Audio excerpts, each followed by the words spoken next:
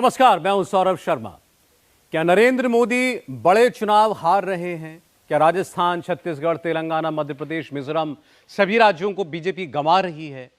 मोदी 5 में से 5 राज्य हार रहे हैं या सिर्फ राजस्थान, छत्तीसगढ़?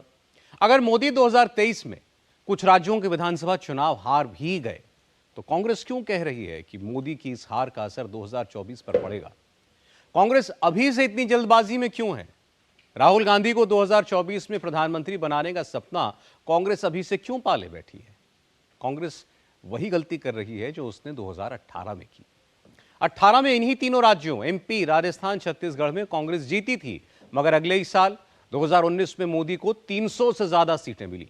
कांग्रेस 50 सीट तक पहुंच पाई। मोदी का प्लान 3 दिसंबर से बहुत आगे का है। तो मोदी के पास ऐसा कौन सा जादू है जिसकी वजह से 2023 के चुनाव का परिणाम कोई ज्यादा मैटर नहीं करता? यह आपको बताते हैं इस खास रिपोर्ट में। 8 एग्जिट पोल का पोल ऑफ पोल्स, 2-2 का स्कोर। राजस्थान, मध्य प्रदेश में बीजेपी, छत्तीसगढ़, तेलंगाना में कांग्रेस। क्या मोदी सेफ हैं या यह स्कोर लाइन 2024 में मोदी के लिए अनसेफ है? मध्य प्रदेश के 8 एग्जिट पोल में 4 में बीजेपी की जीत, 4 में कांग्रेस की वापसी के संकेत। क्या 2024 में मध्य प्रदेश से मोदी के लिए खतरा है? 19 में जिस मध्य प्रदेश की 29 में से 28 लोकसभा सीटें बीजेपी ने जीती, क्या 24 में वो घटने वाली हैं? क्या एमपी में मोदी का स्ट्राइक रेट 96 से कम होने वाला है? राजस्थान के 8 एग्जिट पोल में से 5 में बीजेपी की सरकार, 3 में कांग्रेस की सरकार बनने का अनुमान है। क्या राहुल की पार्टी का ग्राफ बढ़ रहा है? क्या मोदी की पार्टी का मैजिक कम हो रहा है? जिस राजस्थान में 19 में बीजेपी ने 25 में से 24 लोकसभा सीटें 96% के स्ट्राइक रेट से जीती, क्या 24 में उस स्ट्राइक रेट में डेंट लग रहा है? छत्तीसगढ़ के 8 एग्जिट पोल में कांग्रेस की सरकार, बीजेपी का बुरा हाल, तो क्या यहां मोदी के लिए रेड सिग्नल है? 2019 में जिस छत्तीसगढ़ में 81% के स्ट्राइक रेट के साथ बीजेपी ने 11 में से 9 लोकसभा सीटें जीती थी, क्या 24 आते आते उस छत्तीसगढ़ से मोदी को बड़ा नुकसान होने वाला है? तेलंगाना में 6 एग्जिट पोल हुए, सबने कांग्रेस की सरकार बनने का दावा किया, बीजेपी को सिंगल डिजिट में समेट दिया, तो क्या मोदी के लिए दक्षिण का द्वार बंद हो गया? जिस तेलंगाना से 19 के चुनाव में बीजेपी को 17 में से 4 लोकसभा सीटें मिली थी, क्या वहां से 24 में बीजेपी अपना खाता भी नहीं खोल पाएगी? 23 के एग्जिट पोल जो एग्जैक्ट संकेत दे रहे हैं, उसके पीछे का अंकगणित क्या है? मोदी सेफ जोन में है या अनसेफ जोन में है? राहुल कंफर्टेबल हैं या अनकंफर्टेबल हैं? सबके अपने अपने दावे हैं। भारतीय जनता पार्टी फिर शानदार बहुमत प्राप्त करने जा रही है। मध्य प्रदेश के अंदर 130 सीटों से ज्यादा कांग्रेस पार्टी को सीटें मिलेंगी, स्पष्ट बहुमत मिलेगा। निश्चित तौर पर राजस्थान के अंदर प्रचंड बहुमत के साथ भारतीय जनता पार्टी की सरकार बन रही है। 3 तारीख को आप देखिएगा। एग्जिट पोल कुछ भी आओ, देखिए एग्जिट पोल कुछ भी आए, सरकार कांग्रेस की बन रही है। राजस्थान के अंदर 5 राज्यों में बीजेपी कहीं नहीं आ रही है। इन 2 दिन बाद वो सभी पोल जो है एक समान होंगे, तो एग्जिट पोल चलने दीजिए, लेकिन सरकार हमारी बनेगी, भारी बहुमत से बनेगी। ये स्पष्ट हो चुका है कि भारतीय जनता पार्टी अब 46 और 48 में रुकने वाली नहीं है। कम से कम भारतीय जनता पार्टी 52 से 55 सीट तक जीतकर 3 तारीख को आएगी, ये स्पष्ट हो चुका है। 5 राज्यों के एग्जिट पोल की माने तो 23 में कांग्रेस का पंजा चल रहा है, बीजेपी का कमल मुरझाता हुआ दिख रहा है। मगर क्या 24 में इसका कोई असर पड़ने वाला है? क्या मोदी को नुकसान होने वाला है? जवाब है नहीं। 23 में अगर कांग्रेस जीत भी रही है तो 24 में मोदी को फर्क नहीं पड़ने वाला। अब आप सोचेंगे ऐसा क्यों? जवाब कुछ फैक्ट्स में है। मोदी ने जो बेनिफिशियरी वोट बैंक यानी लाभार्थी वोट बैंक रेडी किया है, 2024 में मोदी को यही वोट बैंक जिताएगा। इसे 19 के एग्जाम्पल से समझिए।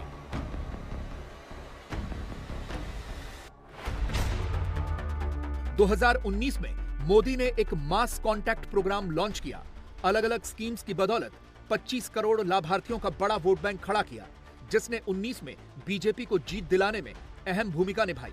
ध्यान रहे, 2019 के चुनाव में बीजेपी को 22 करोड़ 90 लाख वोट मिले और बीजेपी के साथ 25 करोड़ लाभार्थी थे। इसमें एक बड़ा रोल जैम यानी जनधन आधार और मोबाइल का था। इससे मोदी सरकार की अलग अलग स्कीम्स का फायदा सीधे पब्लिक को हुआ। कोरोना काल में 80 करोड़ लाभार्थियों को फ्री राशन से भी बीजेपी को फायदा मिला। 2020 में बिहार और 2022 में यूपी में इसका नतीजा दिखा। 22 के यूपी इलेक्शन में इसी लाभार्थी वोट बैंक ने बीजेपी को जीत दिलाई, क्योंकि वहां के 13 करोड़ लाभार्थियों तक मोदी सरकार की स्कीम पहुंची और एक पोस्ट पोल सर्वे से मालूम चला कि 41% लोगों की राय में मुफ्त अनाज और सीधे अकाउंट में पैसे आने से वो खुश थे। करीब 73% लोगों की राय थी कि मोदी और योगी दोनों की सरकारों ने उन्हें मुफ्त राशन मुहैया कराई।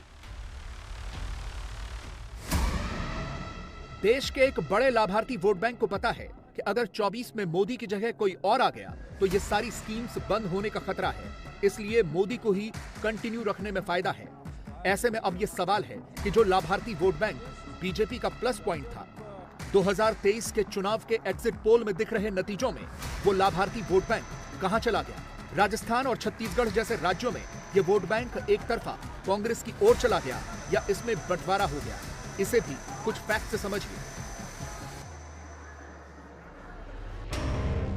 राजस्थान, मध्य प्रदेश और छत्तीसगढ़, इन तीनों ही राज्यों में 2018 के चुनाव में लाभार्थी वोट बैंक ने बीजेपी को उतनी मदद नहीं की थी।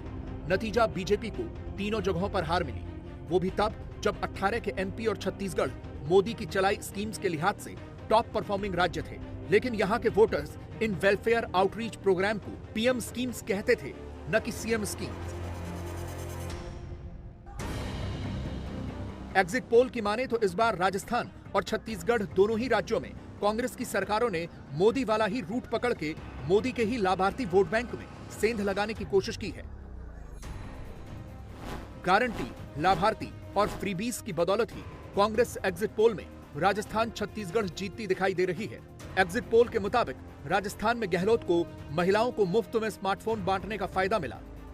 गहलोत की हर महीने 100 यूनिट मुफ्त बिजली और किसानों को हर महीने 2000 यूनिट मुफ्त बिजली भी क्लिक कर गई। गहलोत में सरकार रिपीट होने पर 400 रुपए में लोगों को सिलेंडर देने का जो वादा किया था वो भी काम कर गया। बीजेपी राजस्थान में पब्लिक के बीच ये मैसेज कन्वे नहीं कर पाई कि गहलोत ने कैसे सिलेंडर के दाम में जादूगरी की है। 1100 रुपए के सिलेंडर को मोदी सरकार सब्सिडी और उज्ज्वला धारकों को दी जा रही एक्स्ट्रा छूट के बाद 600 रुपए में दे रही है, यानी 500 रुपए का फायदा केंद्र सरकार हर सिलेंडर में 10 करोड़ 35 लाख उज्ज्वला धारकों को देती है। इसी 600 रुपए के सिलेंडर को गहलोत 400 में देने का वादा कर रहे हैं, यानी जहां राज्य सरकार 200 रुपए का फायदा पहुंचाने की बात कर रही है, केंद्र सरकार पहले ही हर सिलेंडर पर 500 रुपए अपने खाते से देकर लोगों को राहत पहुंचा रही है। यानी अगर मोदी राहत न दे तो गहलोत 400 रुपए में सिलेंडर दे ही नहीं सकते। अगर मोदी बेनिफिट न दें तो अशोक गहलोत को भी सिलेंडर 1100 रुपए का ही पड़ेगा। राजस्थान में बीजेपी से यही गलती हुई, वो पब्लिक को समझा ही नहीं पाई कि गहलोत ने सस्ता सिलेंडर नहीं दिया है, उल्टे भ्रमित किया है। एग्जिट पोल आ रहा है वो ये साबित कर रहा है कि ओपीएस, पब्लिक वेलफेयर की जो अशोक गहलोत जी ने, कांग्रेस सरकार ने जो योजनाएं दी उस पर डाइवर्ट हुआ। लोगों को लगने लगा कि महंगाई, गरीबी से हम मारे जाएंगे, कांग्रेस की ये योजनाएं चलती रहेगी तो हमारे घर में रिलीफ रहेगा। हमारी गारंटी योजना, हमने गारंटी तो अब देंगे वो तो, और इसके अलावा जो हमारा काम लोगों तक पहुंच गया वो काम पे भी वो डाइवर्ट हुआ। ये एग्जिट पोल से हम भी निश्चिंत हुए और ये मानकर चलना कोई बड़ी बात नहीं है। हम अच्छे वोटों से सरकार बनाएं, अच्छी सीटें हमारी 100 क्रॉस करके आए और वो आपको 3 तारीख को भगवान ने चाहा तो नजर आएगा। गारंटी अगर थी तो पहले 5 साल के अंदर क्यों नहीं काम करा जब जिम्मेदारी थी? और चुनाव से 2 महीने पहले कौन सी योजनाएं लॉन्च होती हैं? उससे पहले 5 साल तक आप क्या कर रहे थे? और किस ये जो मैं आंकड़े बता रहा हूं महिला जो सुरक्षा से संबंधित, आपके सामने एनसीआरबी के पेपर लीक हुआ, ये कोई क्लास 1 का पेपर तो था नहीं, 19 बार पेपर लीक हुआ।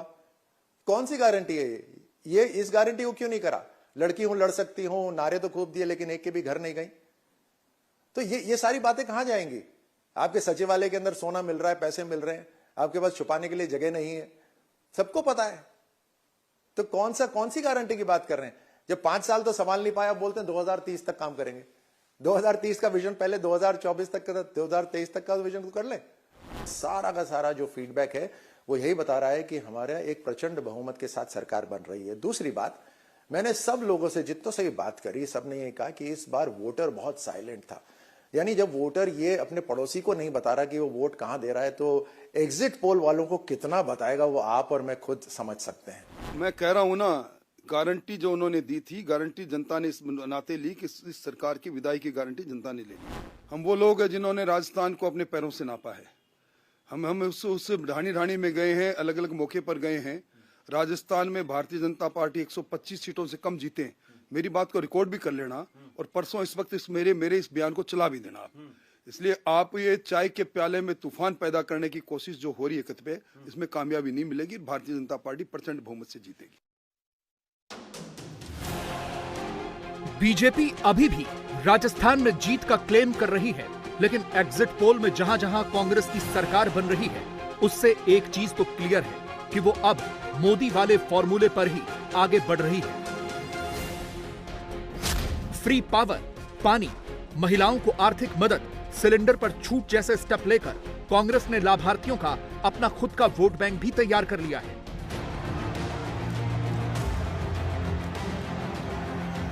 राजस्थान में उसे इसका बम्पर फायदा मिलता दिख रहा है। राजस्थान और छत्तीसगढ़ जैसे राज्य में लोकल लेवल पर कोई बड़ा चेहरा प्रोजेक्ट न करना, यह भी बीजेपी के खिलाफ जाता दिख रहा है। पब्लिक ने कमल का फूल तो देखा, चुनावी रैलियों में मोदी को भी सुना, भीड़ भी सुनी।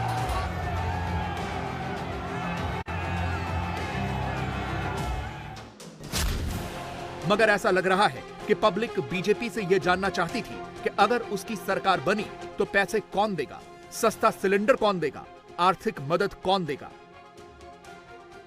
सामने मोदी का चेहरा तो था, केंद्र की मोदी की सरकार पर लोगों का भरोसा भी दिखा।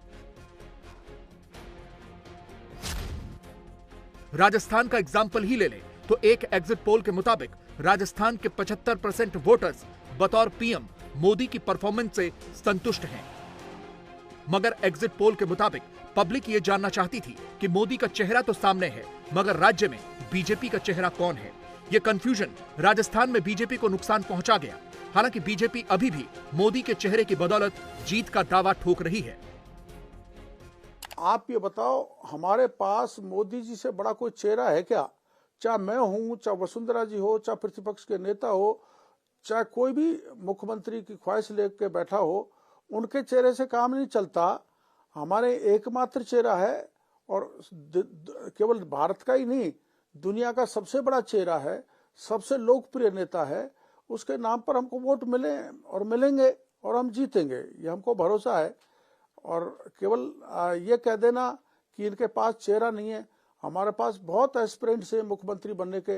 ये तो एक सुखद बात है कि एक पार्टी में इतने मुख्यमंत्री के काबिल लोग हैं और वहाँ केवल अकेले गहलोत साहब हैं, वो पायलट को भी कहीं आगे नहीं आने देना चाहते। तो इनकी आपस की कंट्रोवर्सी भी बहुत है दोनों की, और हमारे हेल्दी कंपटीशन है कि हमारे इतने उम्मीदवार हैं, एक सुखद वातावरण है और सबने मिलकर काम किया है। पार्टी निश्चित रूप से सत्ता में आएगी। एग्जिट पोल में राजस्थान की ही तरह छत्तीसगढ़ में भी कांग्रेस की सरकार बनती दिख रही है। हालांकि अलग अलग पोल में यहां फाइट क्लोज है, बावजूद इसके बघेल मेजोरिटी पार करते हुए दिख रहे हैं, कॉन्फिडेंट दिख रहे हैं। लेकिन यहां कांग्रेस के लिए चेहरे की एक दूसरी लड़ाई है, क्योंकि सामने टीएस सिंहदेव हैं, जो भले ही कैमरे पर चुप हैं, मगर छत्तीसगढ़ में सीएम के चेहरे पर कांग्रेस का पेंच फंस भी सकता है। रेस में बिल्कुल नहीं, बिल्कुल रेस में नहीं। और हम लोगों ने पिछले 5 साल के अनुभव के आधार पर साथ में बैठ के ये निर्णय भी किया। उसमें शैलजा जी के साथ भूपेश भाई भी थे, हमारे पीसीसी प्रेसिडेंट भी थे, स्पीकर साहब चरणदास महंत भी थे, ताम्रध्वज साहू जी भी थे, शिव डहरिया जी भी थे, कोर कमेटी जिसको हम लोग कहते हैं। और हम लोगों ने सबने ये निर्णय किया कि हाई कमांड के ऊपर बिल्कुल ये छोड़ना चाहिए, और ये स्पेकुलेशन और इसके चलते आपसी कभी कभी तनाव की स्थिति, सार्वजनिक तौर पे जवाब देने की स्थिति बनती है, उससे पूरी तरह से बचना है। जो निर्णय हाईकमांड लेता है सब मिलके हम लोग उसको निभाएंगे। अब काम करने की स्थिति बाकी है।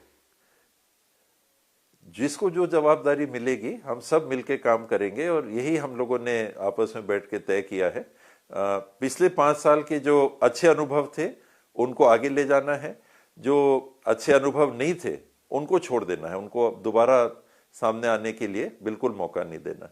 काम करने की मैं चाहता हूं कि इन 5 सालों में 10 साल का काम कर सकूं, कि अमूमन मुझे ये लगता है कि मेरे लिए लास्ट इलेक्शन होगा। अब बाल भी आप देख रहे हैं सफ़ेद हो गए, अभी 71 साल का हो गया हूँ, 5 साल पूरे होने पे 76 हो जाऊंगा। वो चुनाव अगर लड़ता हूँ तो 5 साल पूरा होते होते 81 साल का हो जाऊंगा। अभी तक फिट हूँ, चल फिर लेता हूँ, बैडमिंटन खेल लेता हूँ। अब लाठी पकड़ के चलने की स्थिति में जनप्रतिनिधित्व का काम नहीं करना चाहिए। तो ये लास्ट इलेक्शन है, तो मेरे मन की बस यही भावना है। एग्जिट पोल्स में कांग्रेस एक बार फिर सरकार बनाती दिख रही है। हालांकि बीजेपी भी कांग्रेस से ज्यादा पीछे नहीं है। छत्तीसगढ़ की राजनीति समझने वाले मानते हैं कि इसमें बीजेपी के घोषणा पत्र में किए वादों का असर दिख रहा है, यानी मोदी की गारंटी यहां एग्जिट पोल का नंबर गेम चेंज कर भी सकती है। भारतीय जनता पार्टी की सीट 15 से बढ़ के 48 और 46 तक दिखाया जा रहा है। इसका मतलब है कि भारतीय जनता पार्टी के ग्राफ में तेजी के साथ वोटों के परसेंटेज में भी और जो मतदान हुआ है उसका रुझान भी दिखाता है कि भारतीय जनता पार्टी का जो ग्रोथ है वो बहुत तेजी के साथ छत्तीसगढ़ में हुआ है।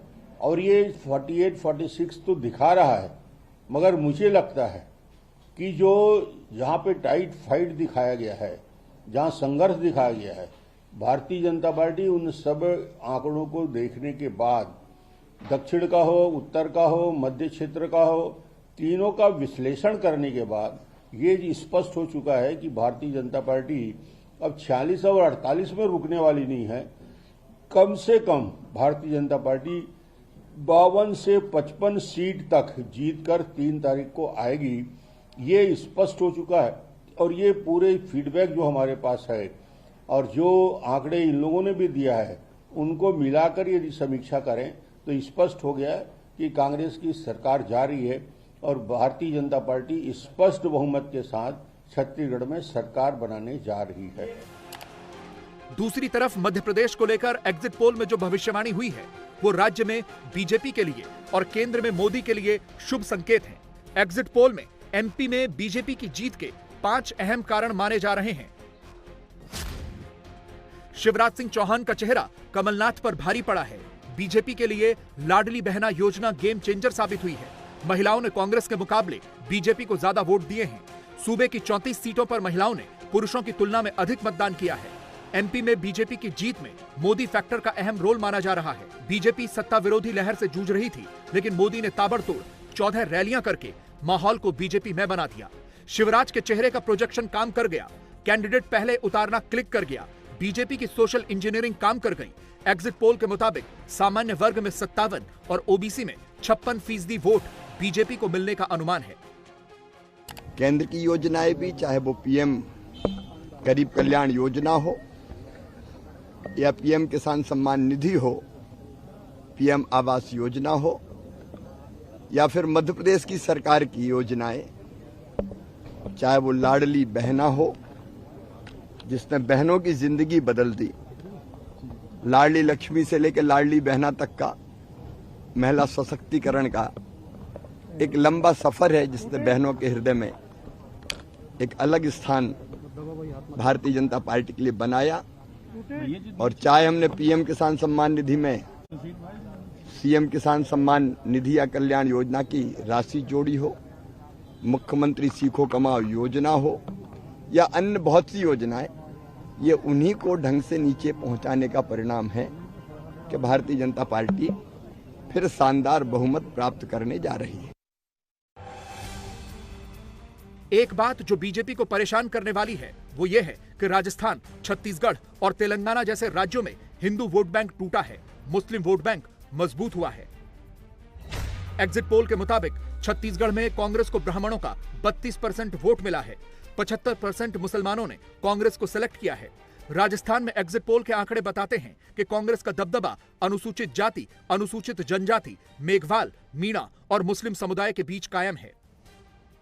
जो राम को लाए हैं वाला वोट बैंक तो मोदी के साथ है, मगर कांग्रेस ने अलग अलग समुदायों के बीच मोदी के जिस लाभार्थी वोट बैंक में सेंध लगाई है, उसका एक तबका छिटकता दिखा है।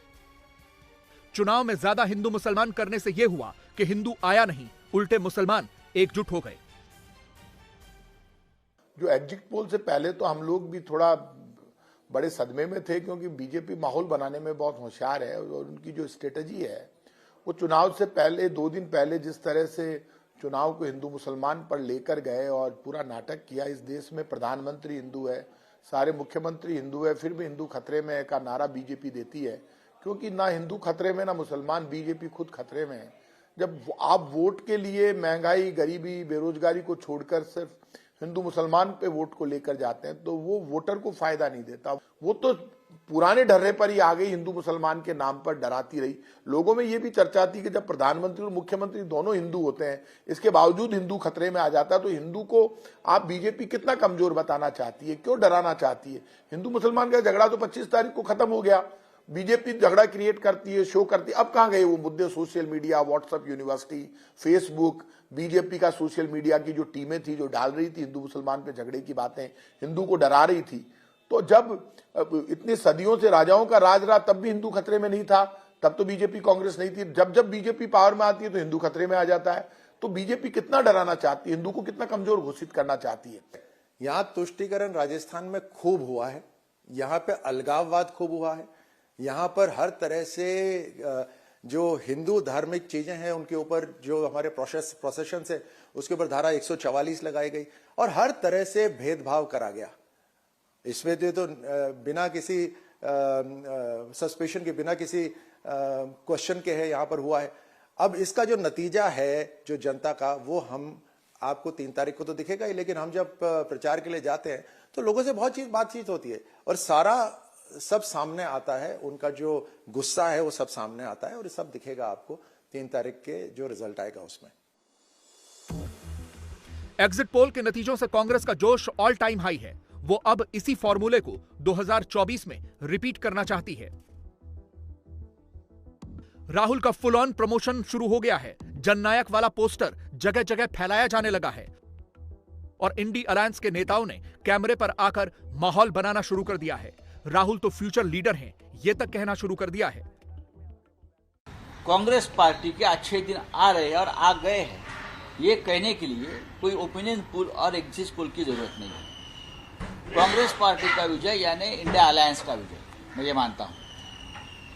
चाहे बहुत सी जो पॉलिटिकल पार्टी इंडिया अलायंस के जो इस राज्य में चुनाव नहीं लड़ रही है, लेकिन कांग्रेस पार्टी है, सबसे बड़ी राष्ट्रीय पार्टी है, वो अगर चुनाव जीत रही है तो उसका मतलब है इंडिया अलायंस चुनाव जीत रही है। राहुल गांधी जी की लीडरशिप में, प्रियंका गांधी जी की लीडरशिप में, मल्लिकार्जुन खड़गे जी की लीडरशिप में, यही मोदी जी और अमित शाह जी थे ना 2014 से बोल रहे थे, कांग्रेस मुक्त भारत की गर्जना कर रहे थे, लेकिन इस 5 राज्य ने आपका पसीना छुड़ा दिया, राहुल जी और प्रियंका जी और खड़गे साहब ने। हाँ, प्रधानमंत्री डेरा डालकर बैठे हैं 4-4 दिन एक राज्य में, गृह मंत्री बैठे हैं, पूरा उनका केंद्रीय मंत्रिमंडल बैठे हैं, केंद्रीय मंत्रियों को चुनाव में उतारा अपने विधानसभा में। उसका मतलब है 2024 की दिशा और दशा क्या है बीजेपी की, ये स्पष्ट रूप से आपको 5 राज्यों के चुनाव से दिखेगा। मुझे पूरा विश्वास है, मैं एग्जिट पोल पे नहीं जा रहा हूँ, मैं एग्जिट पोल पे नहीं जा रहा हूँ। ये कांटे की टक्कर होना ये भी बीजेपी के लिए सबसे बड़ा खतरनाक खेल है। जिस कांग्रेस पार्टी को आप कोई देश की राजनीति में कोई महत्व नहीं दे रहे थे, हाँ, ये कांग्रेस पार्टी क्या है, ये राहुल गांधी जी क्या है, ये प्रियंका जी क्या है, लेकिन यही लोगों ने, यही पार्टी ने आपके सामने एक चैलेंज खड़ा किया और अभी आप ये 5 राज्यों में हारने जा रहे। मगर 2024 में जब बात चेहरे पर आएगी तो इंडी अलायंस के भीतर ही जबरदस्त तू मैं होगी, क्योंकि इस वक्त तो नीतीश कुछ और बोल रहे हैं, केजरीवाल की पार्टी एक दूसरी ही लाइन पकड़ चुकी है। इंडी अलायंस में चेहरे पर ही मारकाट मचने वाली है। रही बात मोदी की, तो वो नेशनल हो या इंटरनेशनल हो, इस वक्त भी सबसे बड़े नेता हैं, सबसे बड़े ग्लोबल लीडर हैं और मोदी की इस पॉपुलैरिटी का फायदा उन्हें 2024 में मिलना तय है। बीजेपी के पास योगी जैसे कितने मुख्यमंत्री हैं? बीजेपी ने राजस्थान में लॉ एंड ऑर्डर को मुद्दा बनाया, लेकिन चुनाव फंस गया। इसी लॉ एंड ऑर्डर को योगी ने मुद्दा बनाया और रिकॉर्ड तोड़ वोटों से जीते। दोनों राज्यों में फर्क क्या है? योगी के आगे बाकी प्रदेशों के मुख्यमंत्री क्यों फीके पड़ जाते हैं? आज विधानसभा में योगी ने अखिलेश यादव के मुंह पर वो बातें कह दी जो बाकी मुख्यमंत्री नहीं कह पाते। ये कला योगी ने सीख ली है, बाकी राज्यों के मुख्यमंत्री नहीं सीख पाए। भारत के किसी पॉलिटिकल एक्सपर्ट या नेताओं से पूछ लीजिए, यूपी में योगी सबसे बड़ा फैक्टर है। 2024 में मोदी जीत जाएंगे क्योंकि यूपी में योगी हैं। बाकी बातें इस रिपोर्ट में। योगी का फैक्टर क्या 2024 में टारगेट हिट कर पाएगा? क्या बाबा 100% के स्ट्राइक रेट से बैटिंग कर पाएंगे? क्या अखिलेश टर्निंग पिच पर योगी के सामने टिक पाएंगे? 2024 की सबसे बड़ी लड़ाई यूपी की 80 सीटों पर लड़ी जानी है। योगी आदित्यनाथ ने 2024 की फाइट का टाइट टोन अभी से सेट कर दिया है। बड़ा हसीन है उनकी जवान का जादू, लगा के आग बहारों की बात करते हैं। जिन्होंने रात में बेखौफ बस्तियां लूटी, वही नसीब के मारों की बात करते हैं। योगी आदित्यनाथ इधर उधर की बात करने की बजाय सीधे उन मुद्दों पर प्रहार कर रहे हैं जिनका जवाब अखिलेश यादव के साथ साथ चाचा शिवपाल के पास भी नहीं है। यूपी विधानसभा में आज योगी ने 2017 से पहले समाजवादी राज में यूपी की पहचान बिगाड़ने वाले फैक्टर गिनाए। गुंडागर्दी, भ्रष्टाचार, माफियागिरी, भूमि पर कब्जा, लूट और दंगे। योगी ने विधानसभा में जिन मुद्दों पर हमला बोला, अखिलेश ने मुस्कुराकर उन्हें डक करने की कोशिश की। 2017 के पहले का उत्तर प्रदेश अपनी अराजकता, गुंडागर्दी, भ्रष्टाचार, अव्यवस्था और यहां के युवाओं के लिए पहचान का संकट वाला उत्तर प्रदेश बन गया था। और महोदय 2017 के बाद का उत्तर प्रदेश डबल इंजन सरकार में आदरणीय प्रधानमंत्री जी के मार्गदर्शन में आज यही उत्तर प्रदेश है, देश की सबसे बड़ी आबादी का राज्य है। आज उत्तर प्रदेश के बारे में लोगों की धारणाएं बदली हैं और उत्तर प्रदेश को आज लोग सम्मान की दृष्टि से देखते हैं। ये बदले हुए प्रदेश का, ये नए उत्तर प्रदेश का, ये नए भारत का वह नया उत्तर प्रदेश है जिसके बारे में आज लोग एक नई धारणा बनाते हैं। उनका दृष्टिकोण बदला है, जैसे दुनिया का दृष्टिकोण भारत के प्रति बदला है, ऐसे ही देश और दुनिया की धारणा उत्तर प्रदेश के बारे में भी बदली है और हर व्यक्ति बहुत सम्मानजनक ढंग से देखता है। ये परसेप्शन ही उत्तर प्रदेश की सबसे बड़ी पहचान है। अखिलेश ने पहले भ्रष्टाचार के मुद्दे पर बाउंसर फेंका था। योगी सरकार पर पीडब्ल्यूडी विभाग में ऐतिहासिक लूट का आरोप लगाया। यूपी में जर्जर स्वास्थ्य व्यवस्थाओं पर योगी सरकार को घेरा था। एक्सप्रेसवे बनाने में योगी सरकार को कोसा था। उन्होंने कहा कि 2017 से पहले यूपी एक्सप्रेस स्पीड से दौड़ रहा था, लेकिन बाबा के राज में विकास के नाम पर सिर्फ खेल हो रहा है। सड़कों में गड्ढे हैं, गड्ढों में सड़क है और फिर हिस्टोरिकल सरकार लूट कर रही है। हिस्टोरिकल अध्यक्ष महोदय, पीडब्ल्यूडी विभाग में मंत्री के बनने के बाद तुरंत खेल हो गया और वो तो नजर सरकार की पड़ गई। थोड़ा बहुत बचा होगा, लेकिन मुझे नहीं लगता कुछ बच पाया होगा। क्या ये मैं कहूं कि 40,000 करोड़ से भी ज्यादा पैसा गड्ढा मुक्ति में खर्च हुआ होगा? जो सरकार ये कहती थी कि समाजवादी सरकार में बनाए हुए एक्सप्रेसवे घाटे का है, आज नेता सदन बताएं कि उनके पूर्वांचल एक्सप्रेसवे पे और बुंदेलखंड एक्सप्रेसवे घाटे का है कि फायदे के एक्सप्रेसवे हैं? अखिलेश जब विधानसभा में गड्ढे गिन रहे थे, तब बाबा मंद मंद मुस्कुरा रहे थे, लेकिन जब बाबा ने माइक संभाला तो 2012 से 2017 की पूरी कुंडली खोल दी। जब अखिलेश यादव मुख्यमंत्री थे। टेंडर में घोटाला, भर्तियों में घोटाला, एक्सप्रेसवे निर्माण में घोटाला, गोमती रिवर फ्रंट में घोटाला। योगी ने पलटवार करते हुए कहा, अखिलेश यादव ने विधानसभा में गलत तथ्य पेश किए। अब उस हकीकत को बताते हैं, बीते 6 साल में यूपी में कानून का राज कैसे कायम हुआ है। लूट में 61.5% की कमी आई है, मर्डर में 32.45% की कमी, फिरौती में 45.18% की कमी, रेप के मामलों में 21.75% की कमी आई है। समाजवादी सरकार के कारनामे गिनाते हुए योगी आदित्यनाथ ने कहा कि 2017 से पहले यूपी में हर रोज दंगा होता था, लेकिन 2017 के बाद किसी दंगाई ने कानून व्यवस्था को बिगाड़ने की हिम्मत नहीं की। उन्हें शरण देने वाले माफियाओं को मुर्गा बनाकर जेल में डाल दिया गया है, जबकि समाजवादी सरकार में माफियाओं का महिमा मंडन होता था। मैं अक्सर इस बात को कहता हूं कि वे हर मुद्दे को ये बताने का प्रयास करते हैं कि तो समाजवादियों ने किया है। वैसे समाजवादियों के कारनामे तो लोग अब तक भूले नहीं हैं प्रदेश में। खासतौर पर 2016 के सापेक्ष अगर 2022-23 में अगर हम देखेंगे तो आज के दिन पर महोदय एनसीआरबी के जो डाटा है, मैं उसकी बात कर रहा हूं।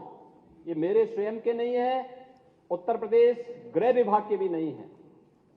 ये जो डाटा हैं यह एनसीआरबी के हैं और उसमें खासतौर पर डकैती के मामलों में 80.31% की कमी आई है, लूट में 61.51% की कमी आई है, हत्या में 32.45% की कमी आई है, बलवा में 51.65% की कमी आई है, फिरौती में 43.18% की कमी आई है और दुष्कर्म के मामलों में भी 21.75% की कमी आई है। महोदय 17 के पहले उत्तर प्रदेश के बारे में क्या मंजर था? अपराधियों, माफियाओं, दंगाइयों और भूमि में अवैध कब्जों को शासन का प्रश्रय प्राप्त था। हर दूसरे तीसरे दिन तो दंगे होते थे, अराजकता की स्थिति थी, अव्यवस्था थी। और 2017 के बाद ये जीरो टॉलरेंस की सरकार है जो हर हाल में कानून का राज स्थापित करके हर व्यक्ति को सुरक्षा की गारंटी दे रही है। उसका परिणाम यह हम सबके सामने आए हैं। 2024 में योगी उसी ट्रैक पर खेलेंगे जिसमें उन्होंने 2017, 2018 और 2019 पर खेला था। वो पिच होगी लॉ एंड ऑर्डर की, जिस पर अखिलेश सबसे ज्यादा कमजोर हैं।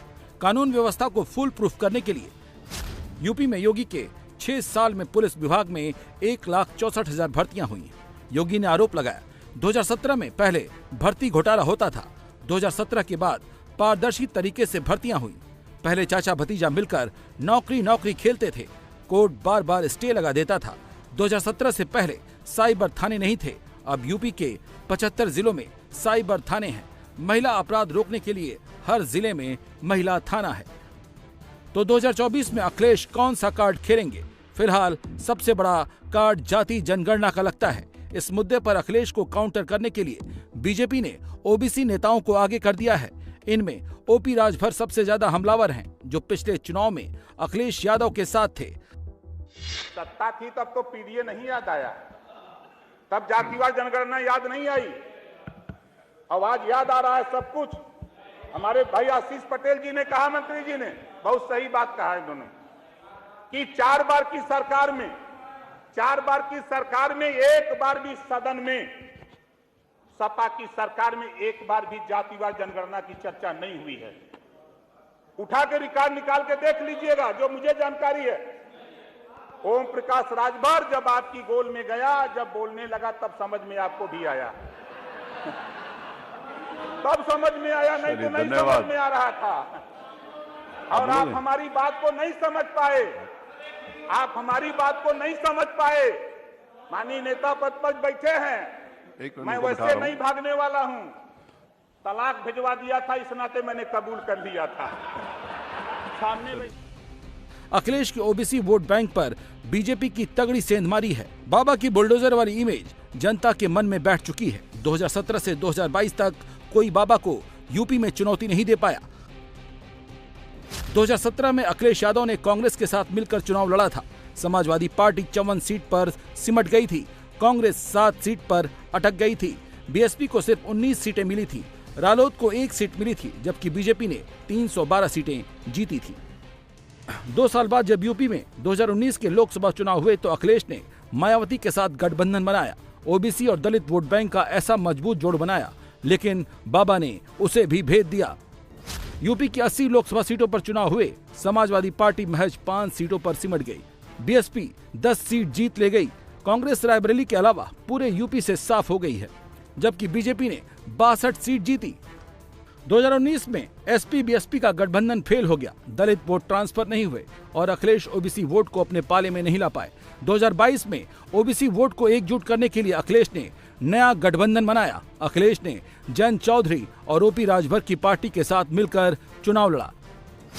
समाजवादी पार्टी को 111 सीट मिली, राष्ट्रीय लोकदल ने 8 सीट जीती, सुहेल देव भारतीय समाज पार्टी ने 6 सीटें, समाजवादी गठबंधन को कुल 125 सीटें मिली, जबकि बीजेपी को 255 सीट मिली, अपना दल को 12 मिली और निषाद पार्टी ने 6 सीटें जीती।